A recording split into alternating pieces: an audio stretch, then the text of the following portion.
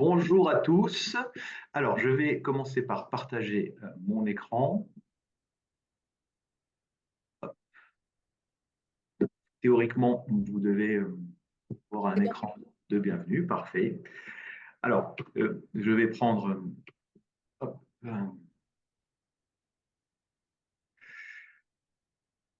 je vais prendre 10 secondes pour me présenter. Donc, je suis Yannick Lipari. Je dirige une agence digitale sur Nice depuis un certain nombre d'années, depuis 1998.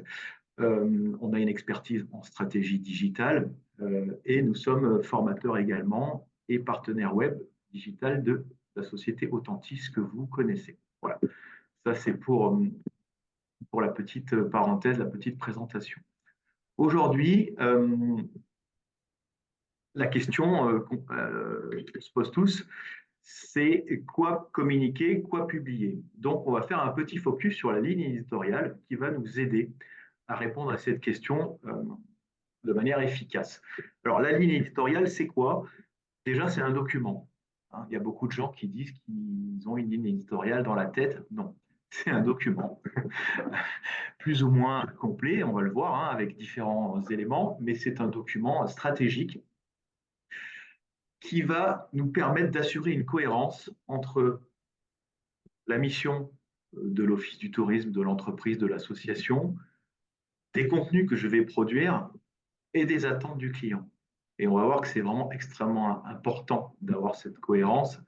Donc, elle va englober différents éléments, les objectifs, les cibles, les thématiques, les fréquences de publication, on va voir. Hein. Mais voilà, en gros, ça va répondre à la question sur quoi communiquer, quoi publier, mais de manière, on va dire, réfléchie. Alors, si on n'a pas, j'ai pris le contre-pied exprès, si on n'a pas de ligne éditoriale, ça veut dire quoi?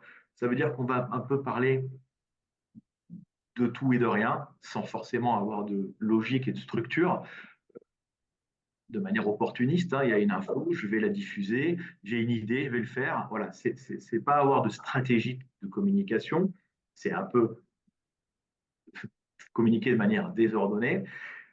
Et du coup, ça perd un peu les gens, c'est-à-dire que les internautes, si je parle de l'animation d'un site internet ou sur les réseaux sociaux, c'est vrai que cette absence de cohérence fait que les internautes sont un peu perdus. Pour nous, en interne, qui publions, c'est une source de stress parce que effectivement, si je n'ai pas de ligne directrice, ben, il y a des mois où je vais avoir beaucoup de contenu, il y a peut-être des mois où j'en aurai moins. Donc, ça peut être un petit peu stressant de devoir improviser. Évidemment, ça diminue mes chances d'être un référent, parce que si j'ai une ligne claire, si j'ai des thématiques précises, je vais performer mois après mois sur ces thématiques, et ça va me rendre, ça va me rendre expert, référent dans des thématiques. Donc ça, c'est important aussi. Donc c'est vraiment, on va voir, c'est vraiment le fil conducteur, et c'est important à tous les niveaux. Alors, on va rentrer dans le vif du sujet. Il faut juste petit point important, ne pas confondre la ligne éditoriale avec la charte éditoriale, parce que les mots sont proches et c'est un peu ambigu. La ligne éditoriale, comme je l'ai dit, voilà, ça va nous assurer une cohérence de contenu avec une bonne image de marque et une adéquation avec la demande des clients, des prospects, des internautes. La charte, c'est plus global. La charte, ça va être les valeurs. On va faire simple, hein, les valeurs, les règles, les normes de production de contenu. Donc c'est quelque chose d'un petit peu plus euh, global en termes de valeur. Nous, aujourd'hui, on est dans le concret et on va se pencher sur la ligne éditoriale. C'est vraiment des éléments concrets de communication. Alors, voilà, pour faire très simple, ce schéma est très représentatif. Ma ligne éditoriale, elle est composée de 5 éléments. Voilà, c'est assez facile à retenir. J'ai des objectifs, des thématiques, une ou des cibles, une fréquence et des règles rédactionnelles.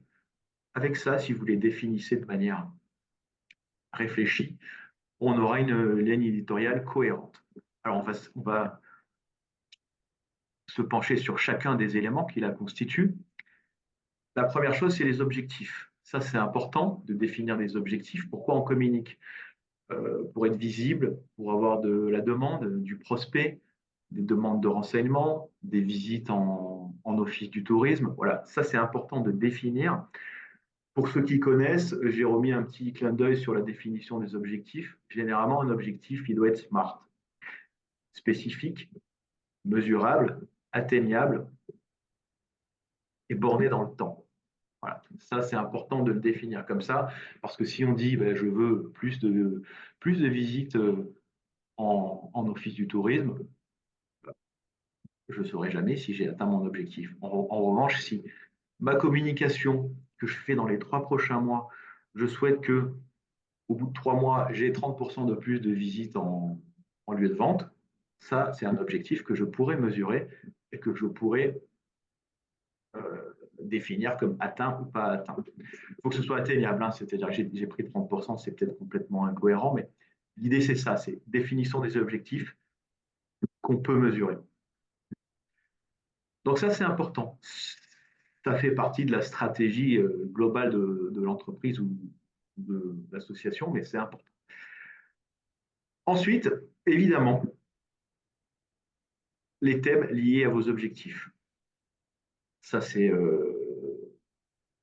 un peu le nerf de la guerre. Je pense que c'est l'item peut-être le plus important dans la ligne éditoriale. Quelle thématique je vais aborder? Je ne peux pas parler de tout. Il faut être raisonnable et cohérent. J'ai besoin de choisir mes thématiques principales. Ça, c'est très important. Donc, je vais les lister. Comment je peux faire ça?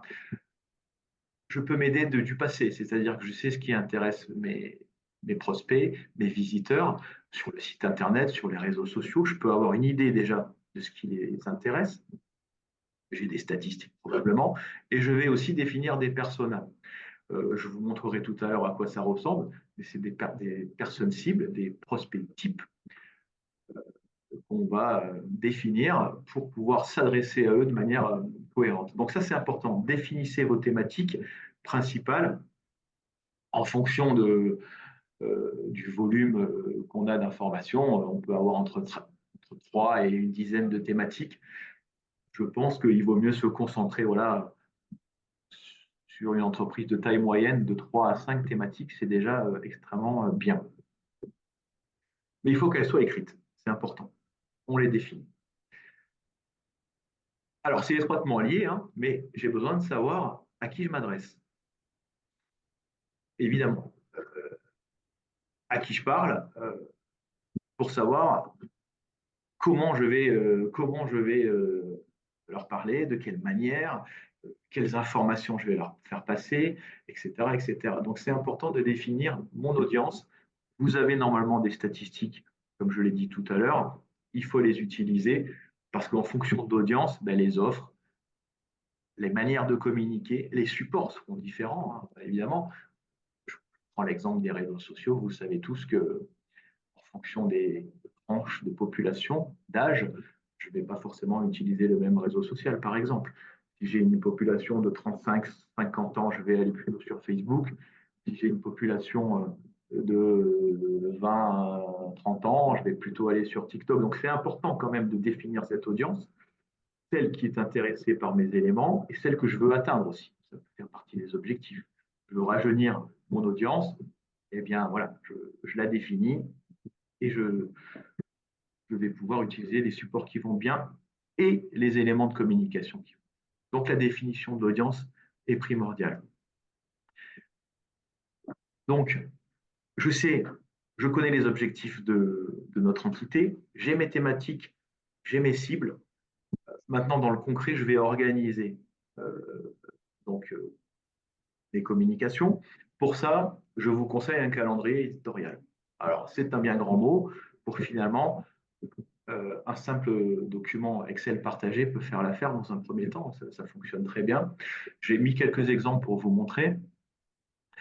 Voilà.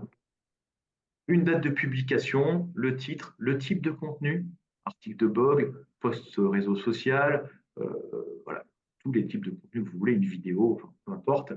Le statut, est-ce que c'est fait, est-ce que c'est pas fait, la thématique abordée, l'auteur, le relecteur s'il y a un relecteur, visuel, etc. Voilà, ça vous permet d'organiser ça. C'est intéressant parce que ben, ça permet de planifier et, comme je dis tout à l'heure, de ne pas être dans le stress d'une publication. Mes thématiques sont abordées, sont couvertes. Je peux vérifier que je suis bien dans ma ligne éditoriale. Donc ça, je vous invite, dans la mesure du possible, à préparer un calendrier de publication. Généralement, on arrive à les faire de manière trimestrielle assez simple. Sur l'année, c'est peut-être un petit peu plus compliqué, ça dépend de votre organisation, mais sur le trimestre, c'est relativement facile à décliner. J'ai une notion que je voulais évoquer avec vous pour vous aider à avoir des éléments supplémentaires pour alimenter ce calendrier. Vous connaissez peut-être le calendrier des marronniers. Alors, on en trouve beaucoup sur Internet. Celui de Swello est assez bien fait, mais il y en a plein d'autres. Le calendrier des marronniers, c'est en fait mois par mois. Ça vous donne des dates importantes que vous pouvez utiliser pour votre communication.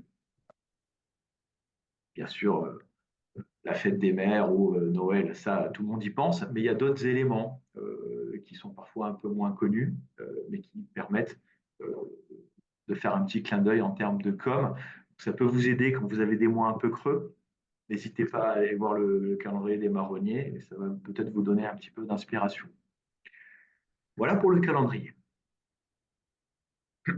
Et enfin, de tout ça, il va falloir que j'ai également un ton par rapport à mon audience. Alors, je peux avoir un ton ou plusieurs tons en fonction des médias que j'utilise, évidemment, mais c'est important que j'ai un ton. Si je suis sur TikTok, évidemment, je vais avoir un ton un petit peu plus léger et plus amusant que si je fais des posts LinkedIn. Ça, c'est à adapter en fonction de l'audience et du support.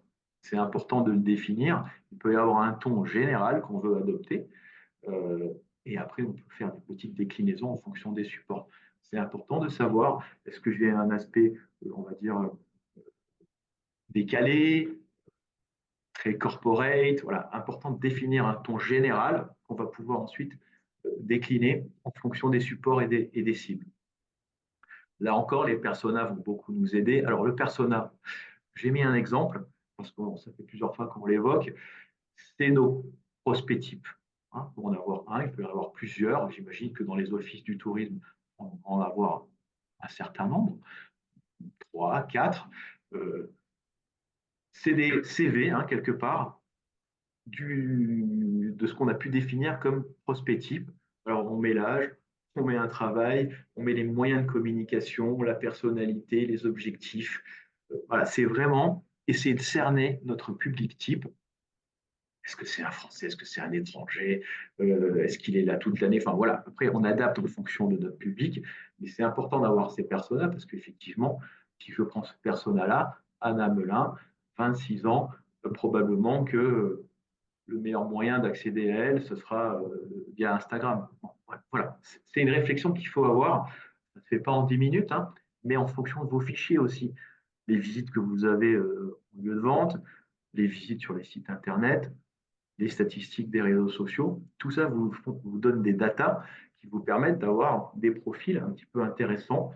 Globalement, c'est ce qui fonctionne et ce qui ne fonctionne pas, et ça permet voilà, d'avoir des personas à ce jour. Alors, si je résume un petit peu, l'objectif de cette ligne éditoriale, je vous le répète, hein, c'est définir des objectifs, mettre en place des thématiques, élaborer une cible, une fréquence et des règles rédactionnelles. Voilà, j'ai 5 points. L'objectif, c'est vraiment aider l'entreprise à avoir une cohérence dans les différentes productions et pas euh, avoir un ton un jour, un ton un autre jour. C'est un peu comme une charte graphique, mais en termes de communication. C'est important qu'on ait vraiment un lien avec tout ce qu'on fait. Et on s'aperçoit que ça favorise l'engagement. C'est-à-dire que si j'ai bien défini mes cibles, si je connais mes thématiques, euh, je suis dans le cœur de cible, je vais avoir un engagement bien supérieur à une publication sporadique qui n'est pas forcément réfléchie et qui ne va pas forcément être dans ma ligne éditoriale. Donc c'est vraiment important de rester focus sur vraiment cette ligne éditoriale. Alors, j'ai pris un exemple. parce que là, c'est beaucoup de théorie, même si ce n'est pas très compliqué, mais c'est beaucoup de théorie. J'ai pris un exemple qui est l'Office du tourisme de Palavas-les-Flots, qui a un document que j'ai trouvé intéressant, que je voulais partager avec vous, puisse un petit peu l'étudier et regarder donc, ce qu'on vient de dire, comment on retrouve les différents éléments. Voilà, c'est un document important, il faut que ce soit un document. Donc, leur document, c'est stratégie digitale et ligne éditoriale. Alors, ils ont fait quelque chose d'assez intéressant, vous allez voir. Déjà, c'est un constat. Je constate des éléments sur l'e-tourisme, comment ça se passe, les écrans mobiles, premiers écrans du monde. 55% des Français ont réservé toute partie de leur séjour sur Internet. Voilà. C'est un état des lieux de l'environnement économique. Ça, c'est intéressant. Avec le nombre de visites sur leurs différents supports. Et vous voyez ici qu'ils ont défini, alors un persona peut-être moins précis que ce que j'ai montré, mais tout de même un persona. Le voyageur est devenu un e-voyageur et ils ont affecté différents rôles. Il cherche de l'inspiration, il s'informe, il accroît son expérience durant le séjour, il partage. Voilà, ils ont vraiment fait un e-voyageur type, comment il agit, comment il réagit. Et ils ont élaboré un cycle. Ça, c'est vraiment intéressant parce que du coup, ils se sont positionnés ici, Office du tourisme, et ils ont mis le voyageur au centre. Qu'est-ce que le voyageur fait avant le séjour? Il rêve, il recherche, il compare, il planifie. Que fait-il pendant le séjour et que fait-il après? Partage son expérience sur le réseau. Et voilà, ils se sont intégrés dans cet environnement. Donc ça, c'est vraiment très bien. C'est un plus, hein, c'est au-delà de la ligne éditoriale, mais ça permet de poser vraiment euh, son audience. Un constat vers la transformation numérique, on l'a dit tout à l'heure, hein, c'est qu'aujourd'hui, on est sur des e-voyageurs. Intéressant aussi, je vous invite à le faire, c'est une petite étude de la concurrence. Voilà. Donc, ils ont audité un certain nombre d'éléments touristiques. Ils ont regardé comment ces gens-là se démarquaient. Belle étude de marché.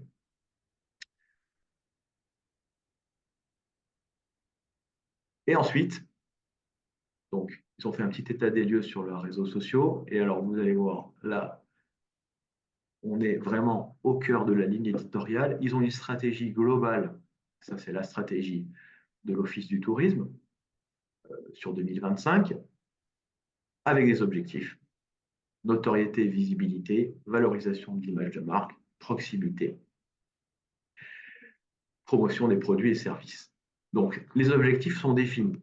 Si on veut faire mieux, si on veut toujours faire mieux, il faudrait qu'on puisse peut-être les rendre un peu plus smart, c'est-à-dire peut-être arriver à les quantifier un petit peu. Voilà, ce serait peut-être le petit plus que je me permettrais de mettre en œuvre. Comment quantifie-t-on la valorisation de l'image de marque? Comment quantifie-t-on la promotion des produits et services? Voilà. Ça, ce serait intéressant d'avoir un indicateur là-dessus. Ensuite, comme on a dit, la thématique. Alors, ils ont fait très simple, et je pense que c'est un bon départ. Qu'est-ce qui fonctionne le mieux? C'est un constat. Qu'est-ce qui fonctionne le mieux? Ben voilà. Chez eux, photo mer et plage, photo nature, les événements en live et l'annonce des événements avec les topitaux. Voilà. Ça, c'est ce qui déclenche le plus d'engagement donc chez eux et ils vont profiter, hein, bien entendu, ils vont capitaliser là-dessus également les vidéos. Ils ont décliné ensuite une ligne éditoriale pour chacun des supports. C'est un gros travail, c'est parfait. Vous pouvez commencer déjà avec une ligne éditoriale généraliste, hein, ce n'est pas obligé de la décliner, mais c'est quand même un beau travail. Quelles sont les cibles de Facebook? Quelles sont les thématiques? Alors les cibles, c'est pas les cibles générales de Facebook. Ils ont fait un travail sur les, la segmentation de leurs abonnés. Ça, c'est très intéressant. Du coup, voilà, on voit qu'ils ont un quart de leurs abonnés qui sont dans les 25-34 ans, 35-44, 26% de leurs abonnés, 45-54, 19%. Ce n'est pas vraiment les statistiques de Facebook global. Donc, c'est intéressant qu'ils aient fait ce travail puisqu'ils ont plutôt un public jeune par rapport à ce réseau-là. Qu'est-ce qui fonctionne? Quelles sont les thématiques sur Facebook qui fonctionnent? Voilà, ils ont repris actualité, bonnes adresses, images du territoire, visite des événements. Quelle fréquence? Ils reprennent également la fréquence. Vous voyez, on revoit chacun des critères qu'on a énoncés tout à l'heure, hein. Et c'est juste que c'est écrit et que c'est matérialisé, mais on revoit chacun des éléments. Voilà, une publication à 3 par semaine en hiver, une publication par jour en été. À quelle heure? Quelles sont les heures les plus efficaces pour eux? 10h, midi, 18h, 20h. Donc, c'est celle qui déclenche le plus d'engagement. Et là, on a couvert l'ensemble des éléments de la ligne éditoriale. Objectif, thématique, cible, fréquence. Ils ont fait le même travail. Voilà, ils l'ont synthétisé. Ils veulent un ton abordable, décontracté, humoristique. L'objectif, c'est impliquer les utilisateurs en leur proposant du contenu qui les incite à échanger et du contenu immersif. Promesse, informer sur les événements. Fatalement, c'est un des éléments, une des thématiques qui est importante pour eux. La raison d'être, ça c'est leur avantage concurrentiel, une station unique pour la pluralité des activités qu'elle propose. Un message clé, alors là ils ont décliné, c'est une bonne idée, ils ont décliné des hashtags. Ça, effectivement, si on parle de communication sur les réseaux sociaux, c'est une très bonne idée d'avoir un hashtag type I love Palavas, parce que ça peut être repris sur les différents réseaux et ça peut même devenir un élément de recherche. Donc ça, effectivement, c'est une très bonne idée, avec des contenus vidéo et visuels réalisés en interne. Donc là, on est vraiment, typiquement, si j'intègre l'Office du tourisme de Palavas, si je prends connaissance de ce document, j'ai déjà des éléments pour me permettre de travailler avec eux. Voilà, leur objectif, c'est ça. Ils veulent qu'on parle de ça. On publie sur ce réseau, dans ces tranches horaires, ces éléments-là. Donc, vous voyez, ça borde déjà vraiment le travail. Je peux derrière venir et implémenter un calendrier éditorial pour Facebook. En mêlant ça, je serai dans le ton. Ça, c'est important. Ils ont fait le même travail sur Instagram. Voilà, donc, quel site, quelle thématique. Hop. Donc, effectivement, il n'y a pas une énorme différence avec Facebook. Généralement, c'est pas ce qu'on constate, hein, cible un poil plus jeune, mais c'est pas énorme. Par contre, les contenus sont différents. C'est intéressant. Évidemment, c'est pas le même réseau, c'est pas les mêmes supports, mais on est plus sur sans surprise sur les photos, les vidéos, l'interaction. C'est logique, mais c'est important de le noter. Dans la production de contenu, évidemment, ça aura une incidence. Donc voilà, quel type de contenu? Des belles photos, repose de la communauté, des stories bien sûr, permanentes et éphémères, des jeux concours, le partage d'articles et l'Instamit. Voilà. Donc ça, c'est que faut-il faire si je travaille sur Instagram? La publication, c'est pas les mêmes horaires, donc on voit ils ont fait. Alors le rythme c'est le même, hein, 1 à 3 publications par semaine en hiver, 1 par jour en été. Je pense que l'actualité est beaucoup plus riche, bien sûr. En revanche, le créneau n'est pas le même, hein. Le matin, on est plutôt sur Insta. Et le soir, de mémoire, on est plus tard. Donc, ils ont étudié un petit peu le meilleur taux d'engagement et ils l'ont défini ici. C'est très bien. Et voilà, j'ai une déclinaison de ma ligne éditoriale pour également Instagram. Alors, le ton décalé, décontracté, un petit peu le même. La raison d'être, évidemment, est la même. Les objectifs sont légèrement différents. Les messageries sont les mêmes. Donc, vous voyez, c'est une déclinaison parce que, évidemment, pas tout à fait sur le même support, mais ça reste cohérent avec ce qu'on a vu tout à l'heure. La ligne éditoriale, elle reste cohérente. Et voilà, on va pas tous les faire parce que vous avez compris le principe, mais voilà, l'idée, c'est que je définisse pour chaque canal mes thématiques. Ma cible peut varier, ma fréquence de publication et la manière dont je vais publier. Les thématiques, c'est vraiment j'insiste parce que c'est le nerf de la guerre. Pourquoi? Parce que c'est ce qui va faire qu'on va avoir un engagement. Si on voit que nos internautes, par exemple, adorent les vidéos, les réels sur Instagram, des lieux touristiques. C'est là-dessus qu'il faut aller. C'est important de répondre à ce qui engage. C'est extrêmement important. Voilà, je passe sur la charte Twitter, hein, parce que c'est un peu le même principe, et c'est pas la peine forcément de la détailler, mais vous voyez, on a toujours les mêmes éléments, c'est important. Et en plus, c'est pas forcément dans la ligne éditoriale, ils ont des règles d'or concernant leurs posts sur les réseaux sociaux. Alors, leur ligne éditoriale, elle est très axée réseaux sociaux. C'est pas que pour ça, hein. On peut avoir une ligne éditoriale pour évidemment le site internet, à quel rythme je publie des articles de blog, quelles sont les thématiques de mes articles de blog. On répond aux mêmes questions, mais sur un autre support. Et ça peut être pareil sur une communication traditionnelle. Donc voilà, c'est vraiment voilà, pour synthétiser et pour, on va dire, pour clôturer ce petit focus sur la ligne éditoriale. Fixez-vous des objectifs, clarifiez les thématiques qui marchent le mieux ou vers celles que vous voulez aller. Je ne sais pas, imaginez, aujourd'hui, vous voulez aller vers un tourisme vert, par exemple, le tourisme vert, ça peut être une nouvelle thématique qu'on met en place.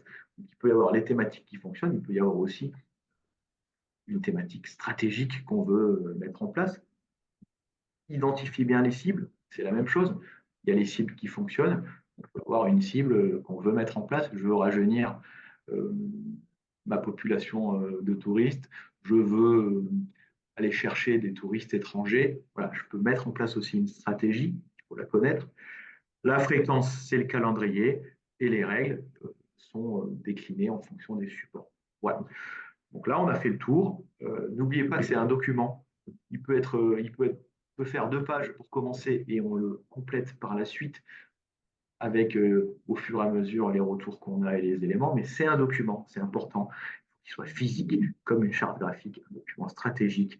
Et on va l'amender avec l'enrichissement annuel des statistiques, des informations, des nouveautés aussi, parce qu'il y a des nouveaux médias, il y a des nouvelles façons de communiquer. Donc, c'est un document qui doit être agile et qui change avec le temps. Et voilà. Quelle heure est-il? 9h30. Je vous propose peut-être, je ne sais pas si c'est prévu, des questions-réponses. Alors, je regarde dans le fil de discussion, donc nous n'avons pas, on n'a pas de questions. Donc, ça veut dire, Yannick, que vous avez été très clair. Donc, moi, ce que je vous propose, c'est peut-être de mettre dans le fil de discussion votre présentation afin que les participants puissent télécharger donc, tout ce dont vous nous avez parlé, hein. Je vais le Donc, faire tout de suite.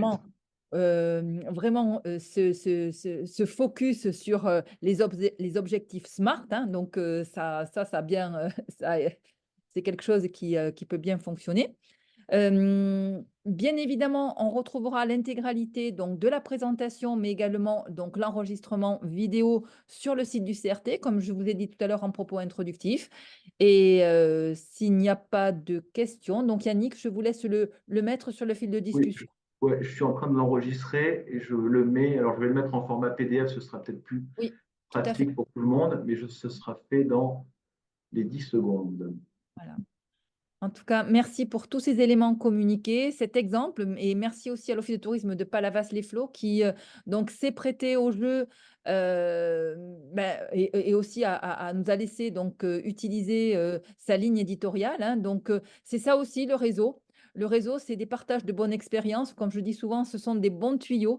Donc, merci à tout le monde. Vraiment, on vous invite à nous laisser des éléments si vous souhaitez qu'on traite des sujets nouveaux par rapport à l'actualité en office de tourisme. Donc, tous les sujets sont les bienvenus et on essaie bien évidemment de trouver des solutions et des intervenants pour présenter dans un format très court comme aujourd'hui des solutions alternatives. Voilà.